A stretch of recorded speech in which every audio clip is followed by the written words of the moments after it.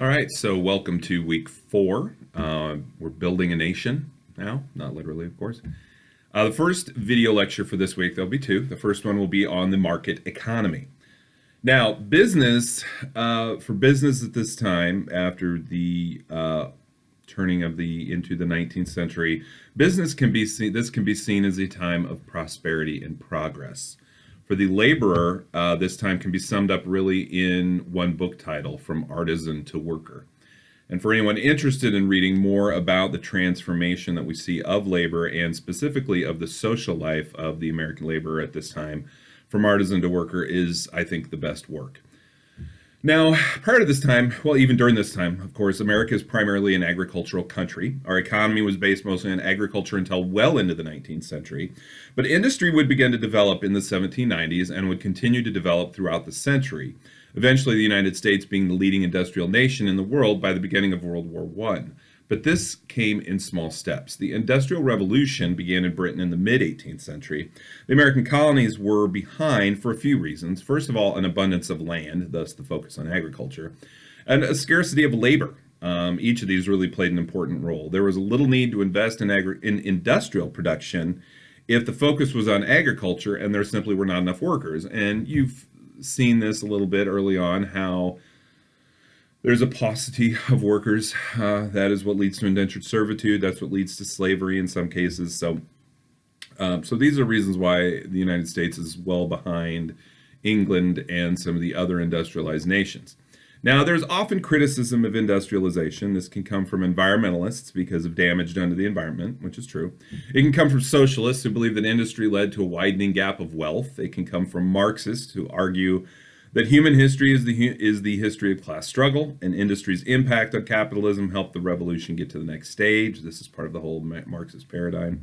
Progressives would lament the impact of industry on urbanization and immigration at the turn of the 20th century. Take the next part of the class for that, HI 152. Certainly, industrialization changed quite a bit. It changed the role of the family. It changed work patterns. It, in many ways, divided families as they had never been divided before. But the increased productivity associated with industrialization raised the standard of living in ways people 50 years prior would have never fathomed. Throughout this term, we have seen progress already, intellectual, national, technological, and this would continue due to the increase in industrialization over the century. By the early 20th century, these changes associated with industrialization would greatly improve the daily lives of people, would offer them easier ways to complete necessary tasks, would even offer the idea of leisure time and new ways to pass the day. Now, we'll get to those again in HI 152, but we will get to more as the term goes on. But these initial stages of industrialization in the United States emanated from technological and organizational change. Now, the state would play its role, as would the people, but a few significant individuals and their ideas are important to mention first. Prior to the emergence of cotton as a staple, the Southern economy had been floundering. There were questions as to the future of slavery. Many began to consider it an institution that should be ended. In 1784, Thomas Jefferson, a noted slaveholder, proposed a land ordinance that would have prohibited slavery in all of the nation's territories after 1800. Now, unfortunately, this was defeated. Other Southern leaders advocated abolishing slavery and transporting freed blacks to Africa. This may sound kind of crazy, but this is something that Abraham Lincoln favored for a time, and something that was promoted later by African leader Marcus Garvey in the 20th century. Now, to be sure, slavery was on the ropes. Many believed it would die out on its own, but others at the time were seeking a way to end it abruptly. Now, all this would change. As the 18th century was coming to a close, the Southern economy was becoming increasingly sluggish and was suffering from stagnation. Agriculture was still the South's focus, but there was little diversity. It was essentially a single crop system. Short staple cotton was time and labor intensive due to the difficulty in picking sticky seeds from the compact bolls in short staple cotton. This made cotton unprofitable. But cotton may have been the very thing the South needed to reinvigorate its economy, and unfortunately in the process this also reinvigorated the institution of slavery. Cotton was in high demand due to the mechanization of the British textile industry. There was an opportunity to make immense profits in cotton, but because of the problems associated with short staple cotton, how could Southern farmers garner these profits? You may know the answer. Along came a guy named Eli Whitney in 1793. He He was a Yale graduate. Whitney was a guest at a plantation in Georgia where he learned of the issues with removing the seeds. In a few weeks, he would help to perfect a machine that allowed a small and unskilled workforce to quickly comb out the seeds without damaging the fibers. This, of course, was called the cotton gin. This led to the rapid spread of short staple cotton throughout South Carolina and Georgia, particularly. Embargo and war with Britain closed down this route temporarily, though Southern farmers did begin to send cotton to developing textile mills in New England. More on that in a minute. After the war, there was a universal shift in Southern economy to cotton, and this spread throughout the South and westward into new areas, Alabama, Mississippi, Arkansas, and northern Louisiana. But what did these cotton gins need? Again, they needed unskilled workers, and slavery provided just such a workforce. Slavery would expand due to this new invention and the demand for cotton, but its nature in the United States would also change, in many ways mirroring the transformation of free labor due to industrialization.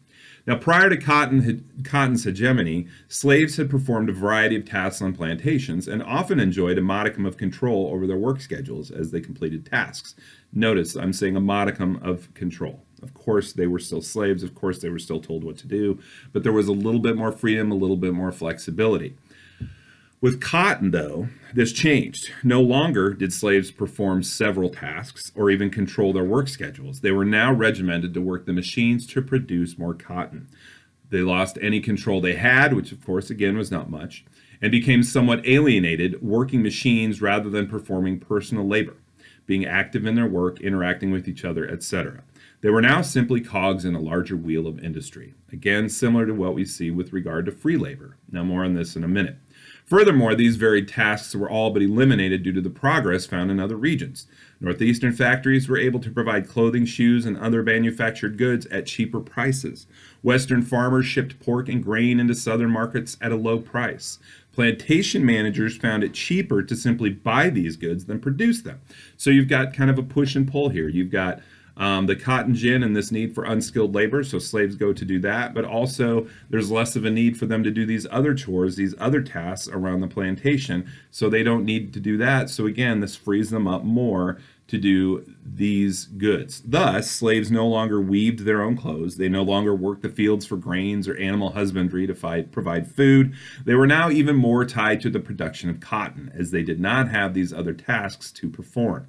Efficiency-wise, this was excellent for the economy. Morally, it was a step backward. So the cotton gin is one significant aspect of the development of market economy. It is not just about transportation, workforce, the goods. It is also about technology and development of devices which facilitate production. Think of everything that's happened over the last 30 or 40 years, for example. Another development was Samuel Slater's first industrial mill in 1790, which was based off a British model. This helped to increase speed at which cotton thread could be spun into yarn. Other organizational changes helped to speed up the industrialization process, or at least facilitate its rise.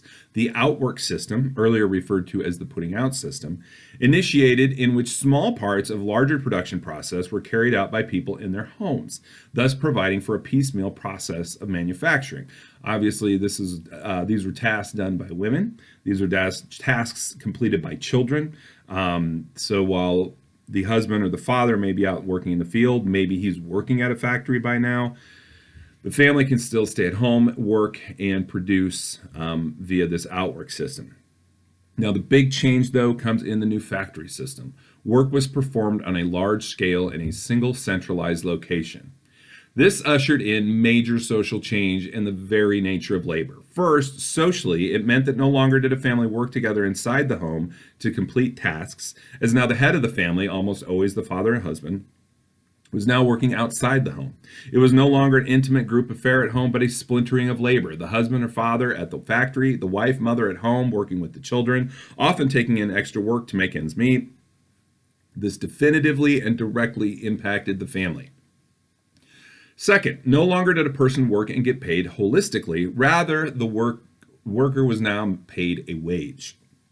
Whereas before, a worker or family could be paid according to how much product it had completed and sold, the worker now was simply paid for each hour he or she worked, regardless of the efficiency or quality of the work. This also meant a new importance to time, the clock, and specifically the time clock. Previously, artisans had worked on their own natural rhythms. They woke up, maybe spent some time with family socially, then they would all work together. Maybe they spent specific days working and spent the others in other pursuits. Regardless, they controlled their own work patterns. They worked when they wanted and they finished when they wanted. With the new labor system, this was no longer the case. The worker was to be at work at a specific time to complete that shift, all labor independence gone with it. He or she no longer controlled his or her own labor, but was now directed by a foreman or floor manager. This led to a transition from control and ownership to one of alienation from the very labor being performed. Workers were no longer working for themselves, they were now working for others. This is a significant change. And while they benefited from their wages, their work now led directly to the prosperity of someone else. Think about that as well. Previously, you would work, you would create things, and you would profit from that. Now you're working, you're creating things, somebody else is profiting, and you are just what Marx would call labor power. And discipline was commensurate. Those who dilly-dallied or did not perform up to expectations on the factory floor were disciplined accordingly. Additionally, instead of a laborer working on a complete product from beginning to end, he or she now only worked on one part of the process. This brought in a new emphasis on efficacy, but also stripped the laborer of any type of ownership he or she had with the product they were creating. Again, to think about this, an individual or a family worked on everything from beginning to end. So if they made shoes, they created the entire shoe. Whereas now, maybe if you're working in a factory or even if you're working outwork system, maybe you're only working on the soles. Maybe you're only working on one part of the shoe. So again, this changes everything and it changes the sense of control. Now, one group which adopted this approach was a team of businessmen known as the Boston Associates. They recruited thousands of New England farm girls to operate the machines in their new factories. Lowell, Massachusetts offers an excellent example of these mill towns where the workers would not only work but live. Employers preferred females because they worked for less than men, thus they were cheaper. Employees preferred the mill towns because it offered a new experience, a new independence away from the traditional male-dominated family farm. Thus, even though working conditions were not ideal and the pay was substandard, these employees in Lowell, they were known as the Lowell Girls, enjoyed the experience because it offered them a new outlook and a new experience, one which allowed for some freedom, however limited that freedom was. Technology and organizational change still only provided part of the overall equation. Those who wanted to open factories needed money, and thus credit for these new ventures. Transportation was as important as capital. If the raw materials could not make it to the factory or the manufactured goods to the consumer, what was the point? Why even open up a factory? State governments helped to create new banking institutions to help with investment and also help to finance a new transportation network. Now, business often calls for government to stay out of business, to stay out of the economy, but throughout history, one notices that business readily accepts government action as long as it helps them. In the U.S., this is no less true, both during this time and later with the financing of railroad, the land grants offered to railroad companies, the tariffs, etc. Now, one example of this, of the state getting involved in helping business, would be the Erie Canal. Beginning in 1817, a 364-mile man-made waterway was created and financed by the state of New York to facilitate transportation of goods and people between Albany on the Hudson River to Buffalo on Lake Erie. This connected the eastern seaboard and the Old Northwest. This led to a creation of similar national water transportation networks by 1840.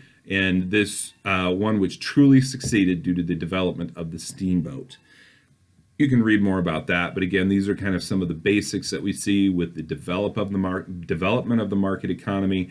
We'll come back and we'll get to video lecture 2 for week 4, which will start with the era of good feelings. And then we will actually explore a little bit more of what was going on in the national economy.